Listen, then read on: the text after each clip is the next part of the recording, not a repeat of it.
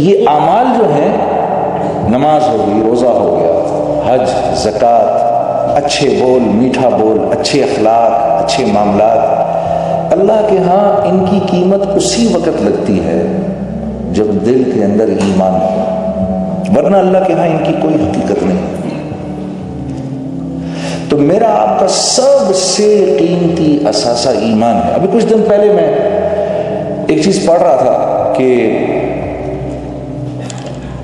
حضرت عبداللہ بن مسعود رضی اللہ تعالیٰ عنہ رسول اللہ صلی اللہ علیہ وسلم کے پاس آئے اور آ کر عرض کی، یا رسول اللہ، مجھے کسی نے یہ بتایا کہ فلاں آدمی کے اوپر جن چڑھا ہوا ہے، اور میں اس کی طرف گیا اور میں نے دعا کی اور اللہ کا کلام پڑھا اور اس کے اوپر پھونکا تو وہ ٹھیک ہو گیا۔ تو اللہ کے نبی مسکرائے، پوچھا عبداللہ تو نے کیا پڑھا اس کے اوپر جا کر؟ کہا یا رسول اللہ، میں نے اس کے کان کے اندر قرآن کی یہ آیت پڑھی، افحسبتم انما خلقناکم عبثا، پوری یہ آیت پڑھ دی اور اس کے کان میں پھونک دی۔ آپ صلی اللہ علیہ وسلم بڑے حیران ہوئے، عبداللہ بن مسعود کو دیکھا اور پھر آپ نے فرمایا، اے عبداللہ، تجھے پتہ ہے یہ آیت کیسی آیت ہے؟ اس رب کی قسم کہ جس نے مجھ کو نبی بنا کر بھیجا ہے، یہ آیت اگر یقین کے ساتھ آدمی پہاڑ پر کھڑا ہو کر پڑھے تو پہاڑ کو اپنی جگہ سے ہلا دے گا۔ اب میں یہ بات پڑھ رہا تھا، اب مجھے یہ خیال آیا کہ پچھلے 4-5 سال سے کسی اللہ والے نے، کسی نیک بزرگ نے مجھے یہ کہا تھا کہ بھی دیکھو دن کے وقت یہ آیت پڑھ لیا کرو، دن کے شروع میں یہ آیت پڑھ لیا کرو، اللہ رب العزت تمہارے سارے دن کے کاموں کے لیے کافی ہو جائیں گے، تمہاری دعائیں قبول ہوں گی۔ تو مجھے یہ خیال آیا کہ یہ 3-4 سالوں سے تو میں اس آیت کو پڑھ رہا ہوں، لیکن میں نے کوئی اس کا افیکٹ نہیں دیکھا، نہ اپنی ذات پر دیکھا، نہ کسی اور پر دیکھا۔ تو مجھے وہ خیال آیا، بات یہ ہے کہ عمل تو عبداللہ بن مسعود نے بھی وہی کیا جو میں کر رہا ہوں، انہوں نے تو ایک ہی دفعہ کیا، میں تو 3-4 سال سے کر رہا ہوں۔ فرق یہ ہے کہ ان کے پاس وہ ایمان کی جو مایا ہے وہ ایسی ہے کہ یہ جو آیتوں کے بول ان کی زبان سے نکلتے ہیں تو وہ جو ڈیزائرڈ افیکٹس ہم چاہتے ہیں نا، وہ ڈیزائرڈ افیکٹ جو ہیں وہ ڈیزائرڈ افیکٹ ہو جاتے ہیں۔ اور میں پڑھ کے رہ جاتا ہوں۔ ابھی ہم حج پر تھے، بڑے فخر سے انہوں نے بتایا کہ بھئی اس سال تو 45 لاکھ آدمی نے حج کیا۔ اب 45 لاکھ لوگوں نے، الحمدللہ کتنی بڑی بات ہے امت مسلمہ میں سے 45 لاکھ لوگوں نے حج کیا۔ لاہور کی آبادی 45 لاکھ کی ہے، تو مکہ اتنا چھوٹا سا شہر ہے اور 45 لاکھ بندہ مکے میں، اللہ نے ان کے وہاں پر کھانے کا بھی انتظام اور پینے کا بھی انتظام، نہانے دھونے کا بھی انتظام، پانی کیسے خرچ ہوتا ہوگا، ادھر دوسری ایمنسٹیز جو ہیں ان کی اویلیبلٹی، وہ کیسے اللہ نے ایک نظام چلایا، اور وہ 45 لاکھ اللہ سے یہ دعا کرتے ہوں گے، یا اللہ مسلمانوں کو پھر سے عروج نصیب فرما، اسلام کو عروج نصیب فرما، یا اللہ ہماری زندگیوں کو قبول فرما۔ یہ سب کیا کیا دعائیں نہیں کرتے ہوں گے، اور ہم کیسی امیدیں لگا کے رکھتے ہیں ان حاجیوں سے۔ یقیناً اللہ کے ہاں یہ دعائیں تو قبول ہوتی ہوں گی، لیکن وہ ڈیزائرڈ افیکٹس نہیں ہو رہے جو 1.25 لاکھ صحابہ کے حج سے ہو گئے۔ انہوں نے تو 30 سال کے اندر 1.25 لاکھ صحابہ ہی تو تھے جب اللہ کے نبی نے اس دنیا سے وصال فرمایا، تو ان کے دنیا سے چلے جانے کے 30 سال کے بعد مسلمان 3 بر اعظموں کے بادشاہ بن گئے، 3 بر اعظموں کے بادشاہ بن گئے۔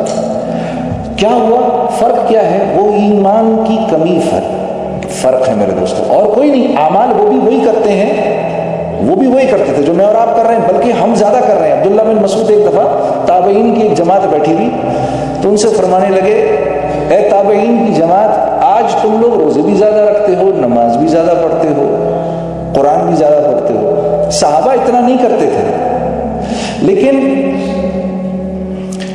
اللہ کے ہاں وہ بڑے مقبول لوگ تھے۔ فرق کیا ہے؟ فرق کیا تھا کہ ان کے دل دنیا کی لذتوں اور اس کی حب جا اور حب مال سے ان کے دل خالی تھے، اور ہمارے دل بھرے ہوئے ہیں۔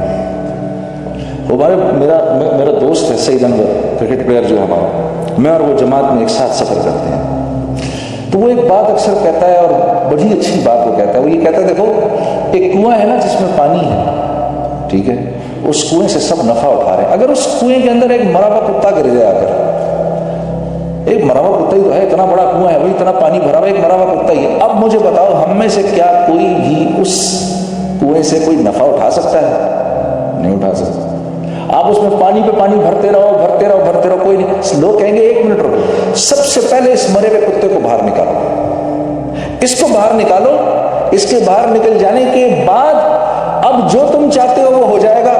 پھر پانی کو صرف ایک ہی دفعہ صاف کرنے کی ضرورت ہے۔ اب جو پانی بھرو گے اس پانی سے تم ہر قسم کا نفع اٹھا سکتے ہو، اس کو پی بھی سکتے ہو، اسے وضو بھی کر سکتے ہو، گھر کا کھانا بھی پکا سکتے ہو۔ تو اعمال کی کمی نہیں ہے، اعمال تو ہم کر رہے ہیں الحمدللہ۔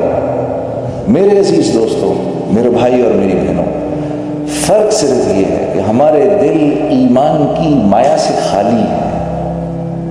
ہاں، یہ وہ مایا ہے جو انسان کو اللہ کے حکموں پر کھڑا کرتی ہے، نبی کے طریقوں پر۔ یہ وہ ایمان ہے جو انسان کو لے کر آتا ہے، نالج نہیں لاتی۔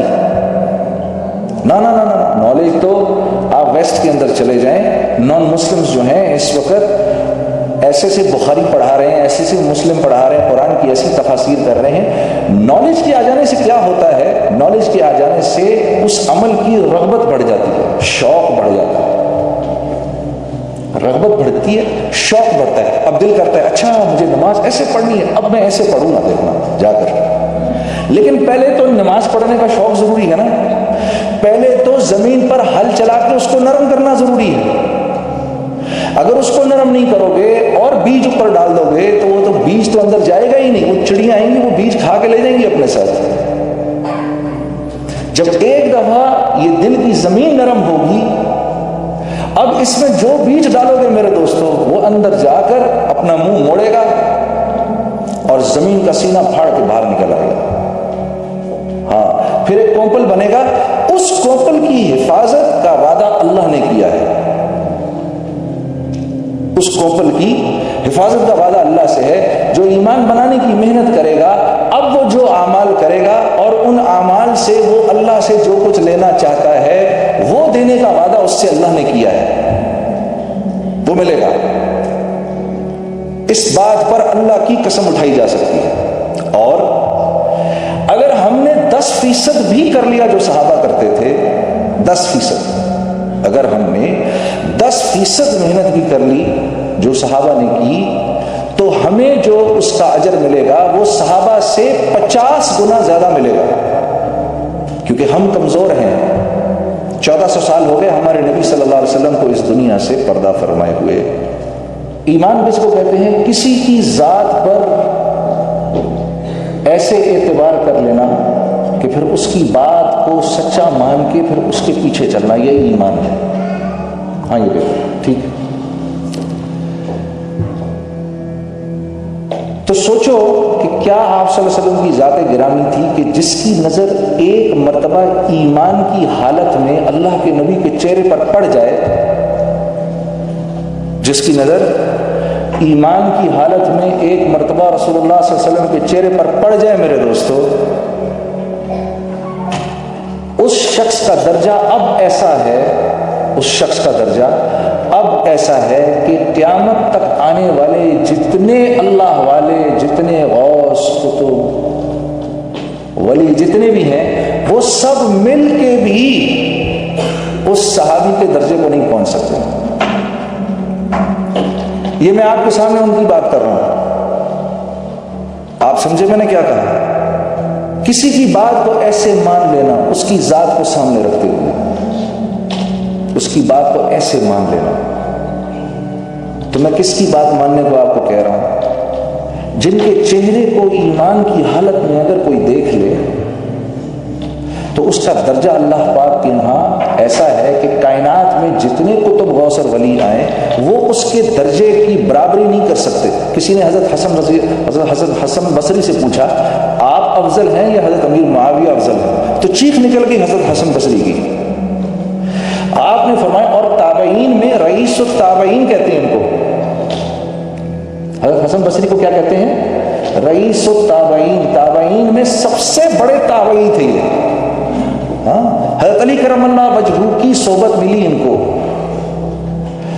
تو کیا فرماتے ہیں؟ فرماتے ہیں اگر سارا کا سارا جہان حسن بصری سے بھر جائے تو حضرت امیر معاویہ کا وہ گھوڑا جس پر آپ جہاد کے لیے نکلتے ہیں اس کی نتنوں میں جو گرد لگی ہے، سارا کا سارا بھرا ہوا جہان حسن بصری سے بھی اس گرد کا بھی مقابلہ نہیں کر سکتا۔